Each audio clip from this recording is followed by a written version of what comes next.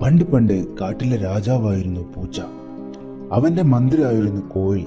കാട്ടിലെ എല്ലാ വലിയ ജീവികളെയും ഇവരുടെ അടിമകളാക്കി മാറ്റി. അവരെ കഠിനമായി തൊഴിൽ ചെയ്യിപ്പിക്കുകയും രാജാവിനെതിരെ ശബ്ദമുയർത്തുന്നവരെ പൂച്ചരാജാവിന്റെ ശിങ്കടികളായ ഡൈനോസറും കടുവയും വന്ന് അടിച്ചമർത്തുകയും ചെയ്തു. പൂച്ചരാജാവിന്റെ പ്രധാന ഹോബി ജീവനുള്ള സ്രാവുകളെ എണ്ണയിൽ വറുത്ത് തിന്നലായിരുന്നു. എന്നാൽ കോഴിമന്ത്രിയുടെ ഹോബിയാകട്ടെ മുട്ടയിടുന്ന ജീവികളുടെ മുട്ടയെടുത്ത് ഓംലേറ്റ് അടിക്കലായിരുന്നു.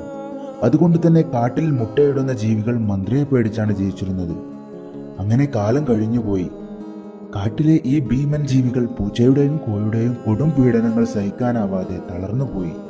ദിവസങ്ങൾ കടന്നപ്പോൾ സിംഹം, ആന, ഡൈനോസർ എന്നിവരെല്ലാം തമ്മിൽ ചേർന്ന് ഒരു രഹസ്യയോഗം സംഘടിപ്പിച്ചു. അവർ കൂട്ടായുള്ള ഒരു തീരുമാനം എടുക്കുകയായിരുന്നു: പൂച്ചയുടെയും കോഴിയുടെയും ഭരണത്തിൽ നിന്ന് സ്വാതന്ത്ര്യം നേടണം. അങ്ങനെ അവർ കടുത്ത സമരം ആരംഭിച്ചു.